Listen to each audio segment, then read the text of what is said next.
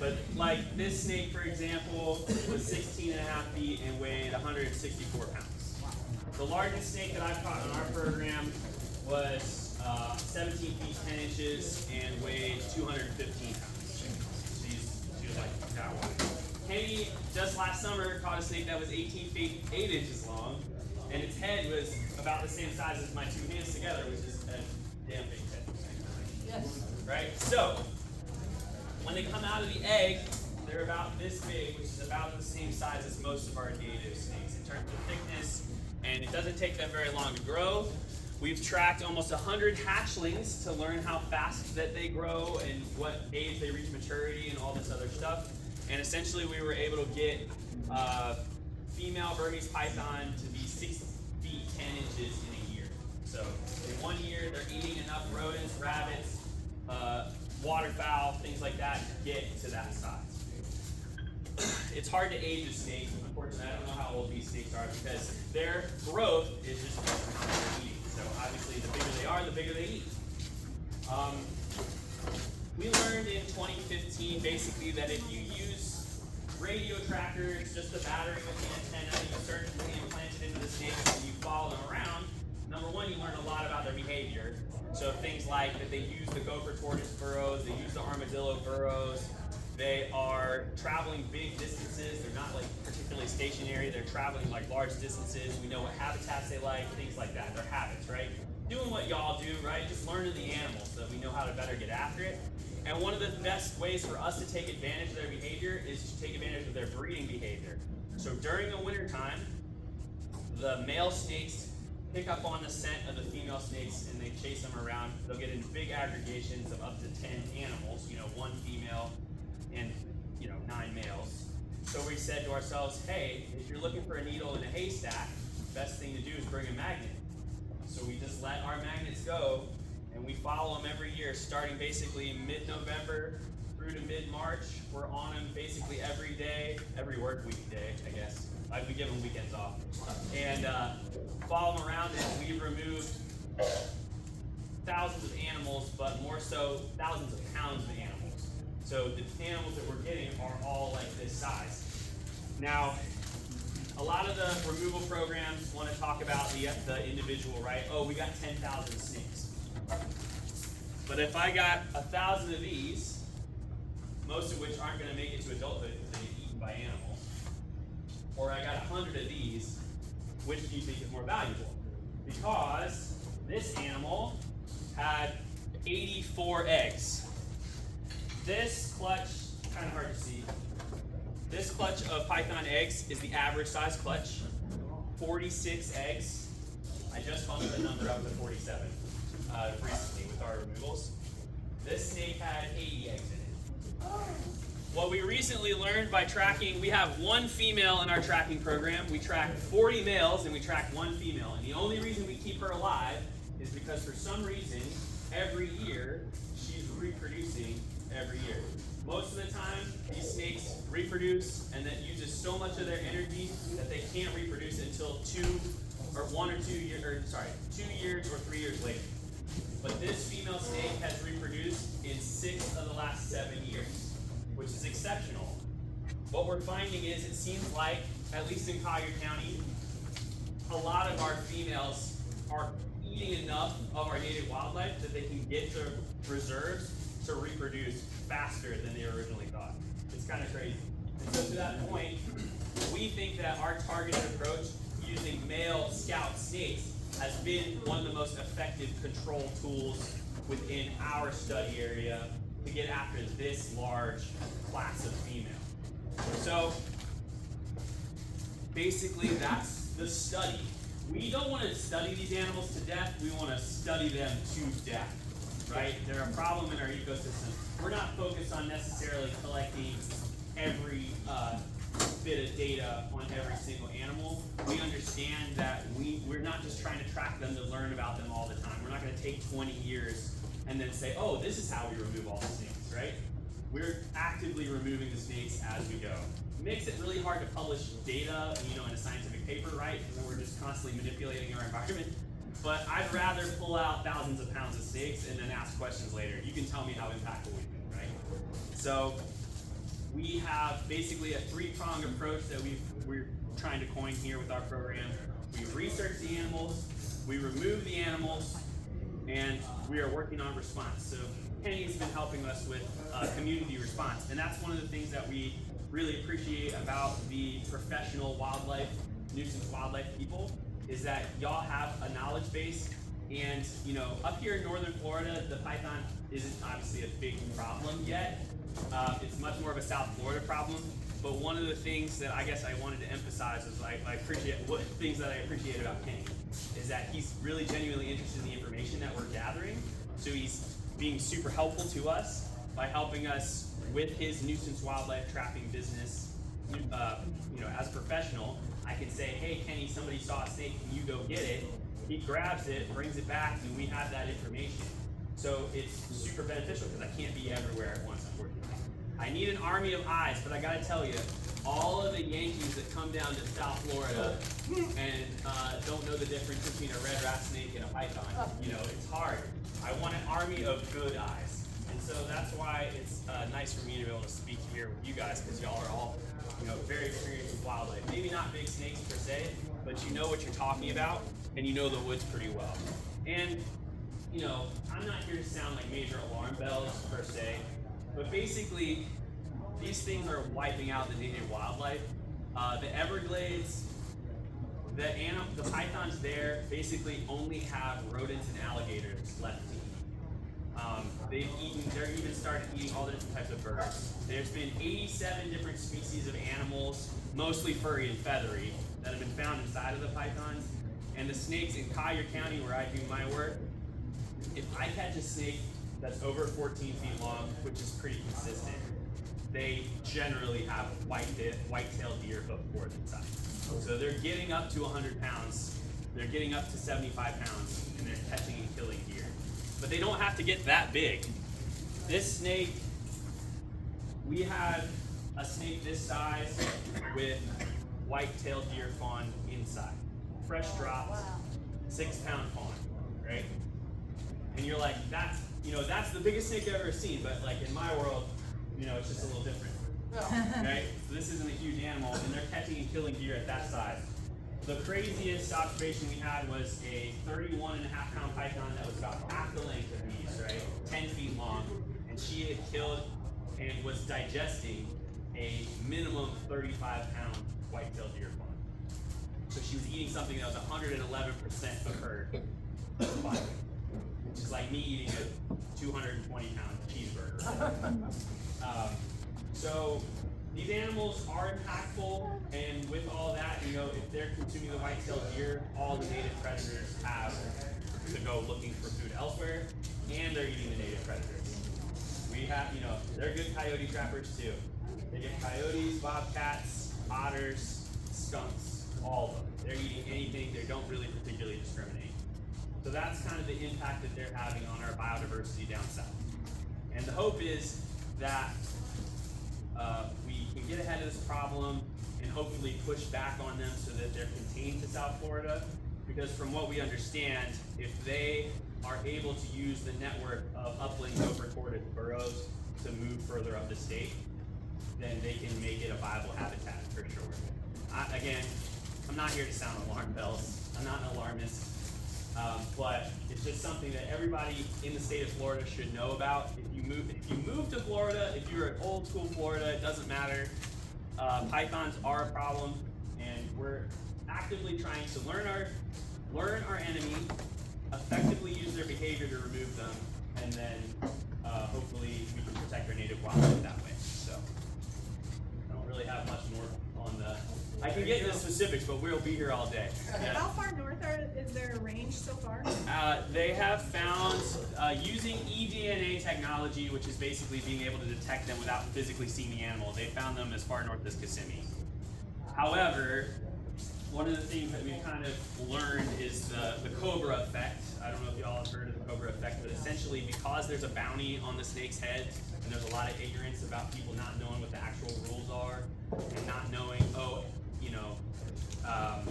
only certain people get paid to kill pythons. They're specifically contracted out to do so. You have people that are physically taking snakes from high density areas and moving them to lower density areas that are more viable for them instead of having to drive all the way down to Everglades National Park to catch them. Yeah, so that's what we're trying to avoid, and that's one of the reasons also for collecting all the DNA and things like that. You know, if we're going to take the animals, we want to get as much science off of them as possible. I've learned a lot about how far their mouths can stretch. We had a snake that we saw in the field that was consuming a 77-pound white-tailed deer spike buck. That was the craziest thing I've seen in 10 years. I was like, oh my god, I freaked out. I usually don't freak out. I've caught really giant snakes, and I'm just like, ho-hum, whatever. But I saw that snake eating that deer. I was like, it's eating a deer, it's eating a deer, it's eating a deer. We have proof. It's right here. We're watching it, so we were actually able to film it. Yeah, just, it's crazy. And you can't underestimate them. They've been found 15 miles offshore off of Everglades National Park. And that was associated with the hurricane event. So Hurricane Irma, I don't know if it's flushing the snakes out, but after Hurricane Irma, the stone crab trappers just end up with pythons on their buoys. Yeah, 15 miles offshore. Water's a highway. It's not a barrier for them. So even though they don't particularly like salt water, they can easily colonize the Keys and things like that. Yeah, burrows, trees, anything. They're out and about. So I feel like that was a really long-winded answer. Sorry. No, two questions. Yes. You probably said, well, where do they originate? And second, I can see what you do with the skins, and I loose the herds, but Right. what do you do with the meat? So as it stands, obviously we're not really like industrial. We're just a non-government organization that's like a nonprofit trying to just get after the animals, and we make a couple of these big ones for educational specimens, so I can like show everybody my big snake for a presentation, right? But most of the meat, because of the way that we euthanize them, is non-toxic, so we put it back out in the environment, and the vultures take it. So we're keeping the vultures out of the landfill. They see us coming, they see our white truck coming, and they all flock in onto the trees and stuff, and we basically recycle that way, as it stands. There's a huge Conservancy property that's got like a bone pile of, what I said is I want to be in the fossil record, so, yeah. And then, yeah, they originate from Southeast Asia. So they were brought over as, you know, hatchlings or adult snakes that were brought over to be bred in captivity to make like a breeding industry. Sorry. Yeah, the state of Florida wants it gone. Yes. Would they consider something like that? Kenny's heavily involved. Sure. Would they loan him or rent him a transmitter and a receiver so he can find a female and So during November and all chase her down and get all the boys? No, so they do want them gone, and they are learning about the telemetry effort. The Conservancy is non-government. We don't get any federal money. We are all private philanthropy. So our effort, it's a very expensive, like six-figure budget, basically, to do our work. And the state has not embraced it because they want tax-free unit effort, or cost, yeah, whatever, tax-free unit effort. And it costs a lot of money. So I don't know if the state necessarily promotes that program unless we can say, you know, statistically, look at what we're getting. But it's because everybody's comparing apples to oranges. Because the state wants every individual animal gone, they want to kill them, right? They want to say we removed 100,000 pythons. But the difference to me is like, based on what we've removed, and I've cut open all the snakes myself, and I've counted all the egg colonies myself, so trust me, I know this number. Based on the number of animals we removed, it's like 1,500 animals, but it's 20,000 follicles, like eggs from adult females, and that's the minimum, right? Because we got them before they could make more. And so we think that if you use targeted stuff, you can get after them better. But I don't know I'm not sure if the state is going to promote using the radio telemetry. While I personally, and talking to the trappers, if I talk to a trapper, they go, why aren't people just putting out traps for them? You know, because that's what y'all do, you're trappers. But for me, like, I'm like, track it, just track it. Why isn't anybody tracking it? And so I find myself wanting to say, hey, people, like, track that. But it's just a lot of overhead and complication. To be honest with you, our effort, the project manager, Ian Easterling, he flies in an airplane every 2 weeks to go and look for all our animals. And that's a huge effort. He even told the Panther guys, like, we're tracking, let's say, we're tracking 40 males. And we told the panther guys, hey, we're tracking 40. They go, 40 animals? He's like, yeah, I'm up in the air for an hour and a half. You know, it costs, you know, $800 to do that, but he's up in the air for an hour and a half, gets like 20 to 40 animal like locations, and lands every 2 weeks. And they're just like, that just like blows their mind. They're like, that's a lot of spinning. So we actually have to use an airplane as well to get out there and actually know where our animals are because they travel such distances. It's just, it is complicated. And it's just such a huge barrier for entry, I guess. But personally, yeah, I think that if we could find a way to use RFID or drones, like telemetry drones or something, but that requires the innovation of the technology, and we're limited by the technology of our current time. We're using a World War II tech to chase these things around, and so I wish there would be more effective scout removal programs, but I just don't see how they're going to make that work. But, sorry, yeah. So for us who live up in the northern area, that they have a beach in that area, can't be eye support, Right. what is the best way for us to help you guys with your efforts? That's a great question. I feel like everyone that comes down here should just kind of know about the problem. Like I use the word awareness loosely because awareness means like, you know, flyers and stuff. But like, you know, letting people know like we're trying to preserve our wildlife, and if you go down to South Florida, you need to be able to look out for Burmese pythons. You know, snake identification is really important because I was just telling a gentleman up here about people come down for the Python Challenge from all over the country, and they're like, we want to do the Python Challenge, right? Not many people end up catching snakes, and sometimes, and Kenny will tell you this, they catch snakes that aren't pythons, they get bit by them and it takes out their cotton mouths, right? Oh. So it's like, people don't, snake identification is really important. I think that would be something that you can use in northern Florida, just in general, and beneficial. And then just like the idea, like work smarter, not harder necessarily. I mean, this is smart and hard work, but it's like, yeah, like learn the enemy, try to, you know, collect information. Don't just kill for the sake of it. You know, you like learn what you can from what you're taking, I guess. Yeah. How do you feel about the Robo Bunny? Yes, I knew I was going to get the Robo Hasn't been Bunnies question. successful. Okay, so Robo Bunnies. I do not know the person who decided to propose Robo Bunnies. I know of the person who distributed the information about the fact that they're doing Robo Bunnies, and that's Mike Kirkland from the South Florida Water Management District. And Mike Kirkland, I like Mike Kirkland. Mike Kirkland likes Mike Kirkland. Mike is an authority on, he runs the contractor program for the South Florida Water Management District, and I think he was in a presentation, giving a presentation, and there was a reporter in the room.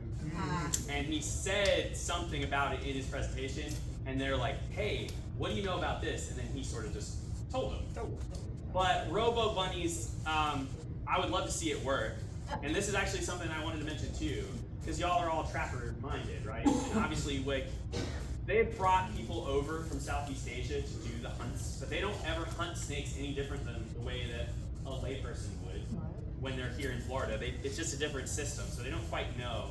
But I'm imagining if someone could come up with an innovative attractant to target large female snakes and effectively trap them, then you're in business. You come down to my lab, we open a case of beer or whatever is of your liking, and we sit down and chat about it, and then we'll hand the baton, because my back hurts chasing these big snakes around. If we could get them to put themselves in a box, that'd be amazing.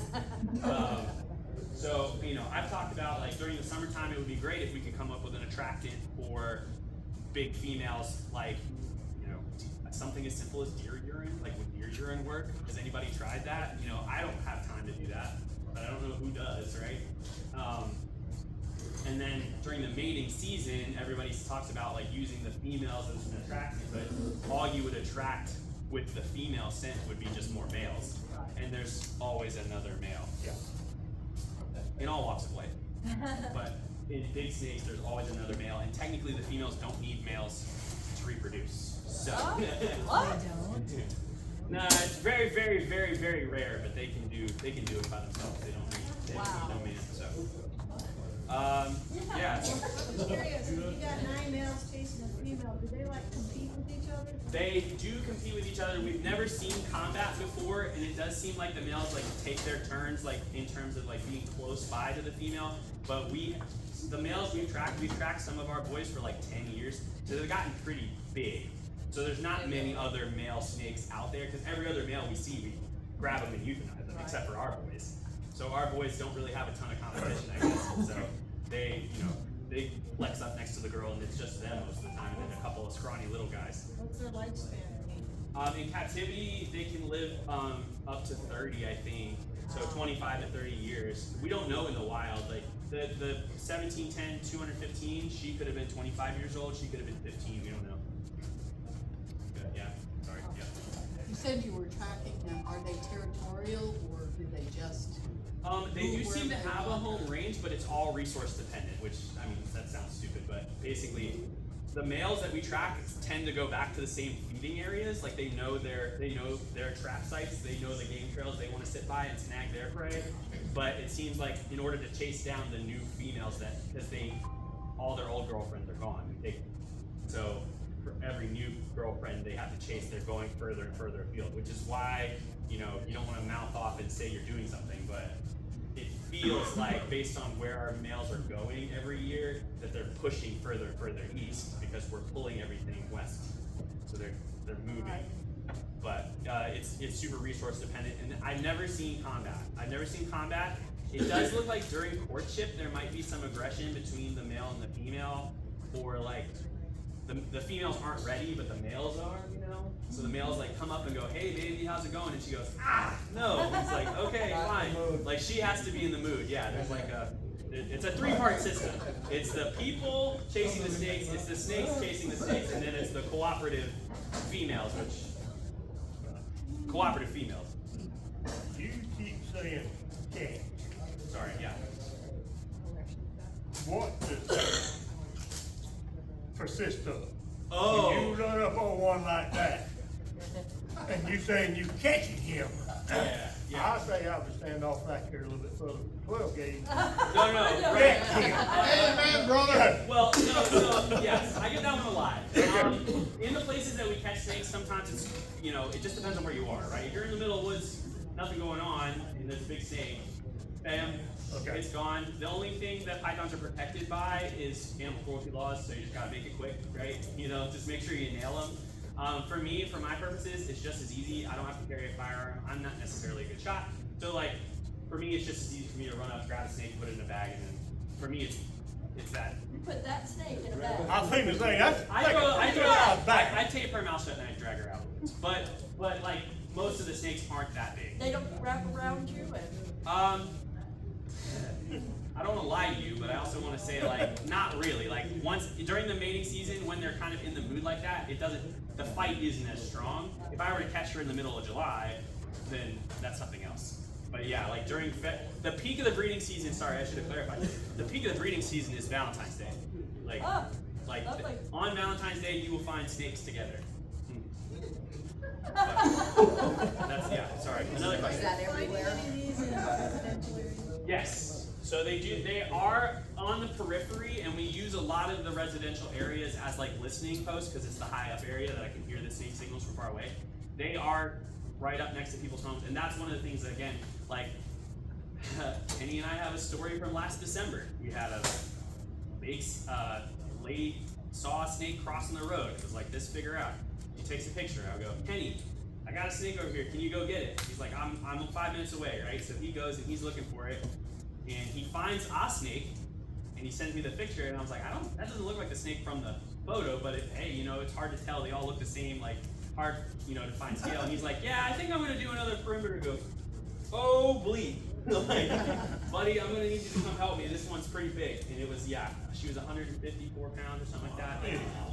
So, and then we walked up and and he's like, all right, what do we do? He's like, I said, I'm pretty sure you just grab it. And so Kenny just grabbed it. Yeah, it was awesome. And we wrangled that snake up. And then the next night he caught the snake that was 175 pounds and 18 feet inches. It was like the biggest snake I've ever seen. Anyway, so point being is, they do come through residential areas. They're not really a threat to people. unless you harass them, and even then, they're really just trying to get away. But hobby livestock. We've had snakes like eat goats and stuff. So that's the one thing, like the females are looking for big hook prey, so they'll catch and kill a goat. Like they had the grandfather was looking for the grandson, went out to feed the goats, and one of the goats didn't come back, and so the grandfather went with the grandson to go look around and saw it, and the snake had the goat and was swallowing it. So yeah. So hobby livestock just need to be a little bit concerned, I guess. But sorry, I know we're gonna run out of time, but yeah. We don't even have this guy, so I apologize. That's good. Do you know approximately their rate of travel in like a 24-hour period, like how many miles that they known to cover on average? Or? They can cover pretty significant distances, but we kind of see them once a week. So we don't have that. It's not GPS, so we don't know exactly how far they're, like how fast and how far they're moving. Like in a week, they can travel a couple of miles, and we've had. Usually the fastest they move is when we grab one of their girlfriends and then they shoot out into like to go find the next one. So like we pull one and they're like, I'm getting the heck out of here, you know. I want to go look for another. When these, No, go ahead. when they're mating, do they form a ball like regular snakes? They like are intertwined, but the back ends are all kind of together. But they're all intertwined. Do you think we're making any inroads on reducing them? I think in our area we are the closest thing to control that you can find.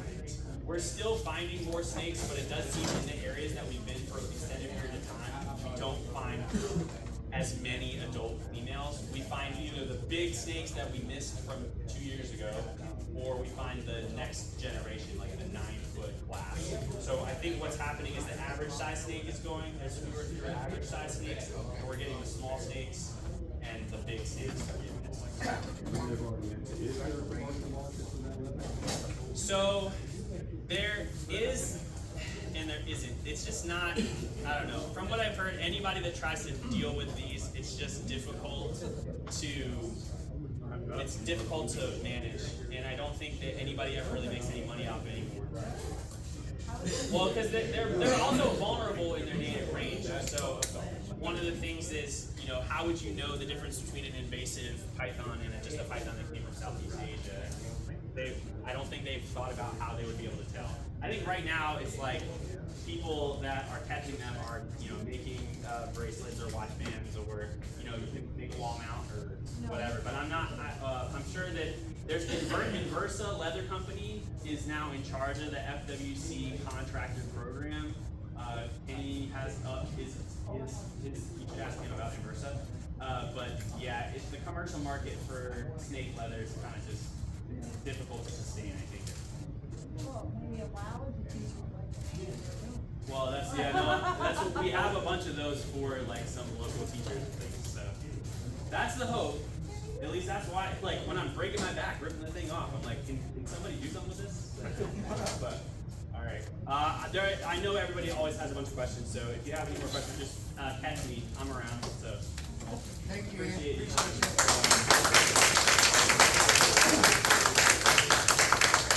Alright guys, real quick, you got a little bit of free time, make sure your ballots are in for the election. It is an election year.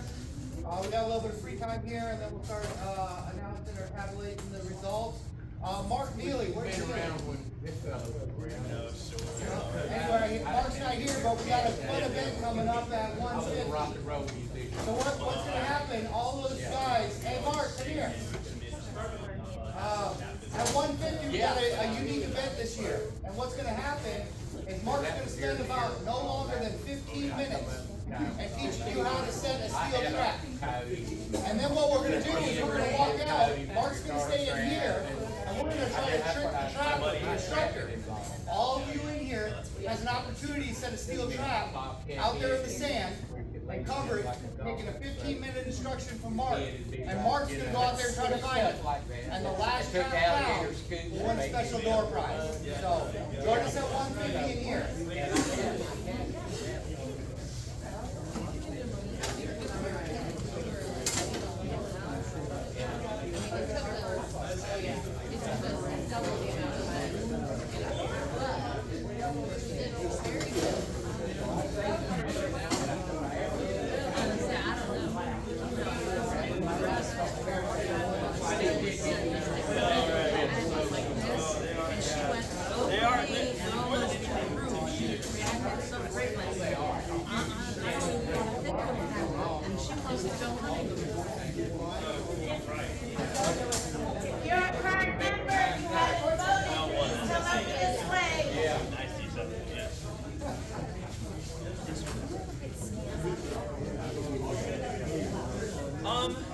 sometimes I would imagine like because we get a lot of snakes. I mean we're catching a lot of snakes.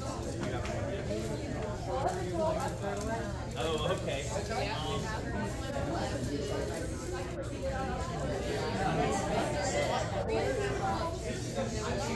So I think size. You don't get made. I don't know how. Well, it's not like I technically personally did it on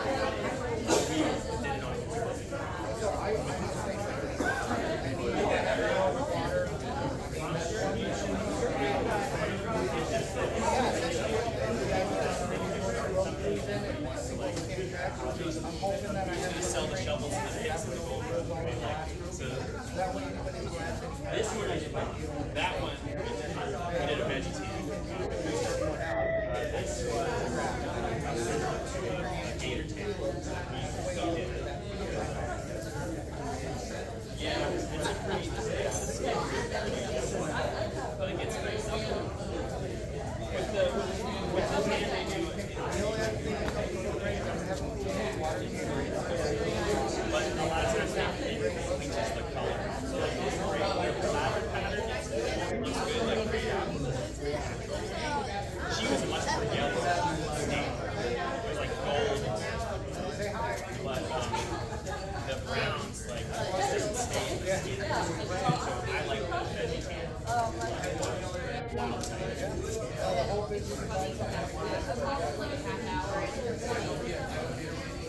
So we catch every girlfriend that we find with them, and what we know about them is they're pretty like once they find one, they stick with it. So they're not like shopping when they find one, they stick with it. No, I didn't, any snake you catch? But one of the things that we do, just a lot of people ask about whether or not we like it. But we just want them to motivate to do their job. We want them to be as jacked up on, as jacked up on performance as possible. And they get jacked up. In December, say I need to do a surgery to like change the battery or the transmitter. If I catch a male snake in December and I want to put a battery in him, he is so hard to get under anesthetic. He's so jacked up with gangrene and all this stuff.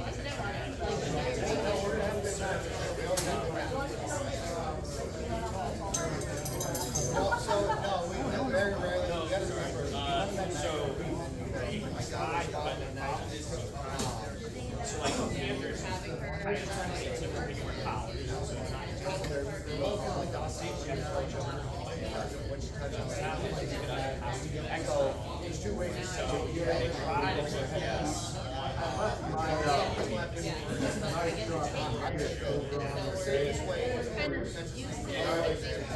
would really like to see it. Strike out you. Capability of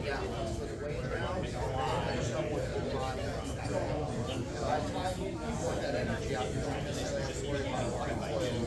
that way I guess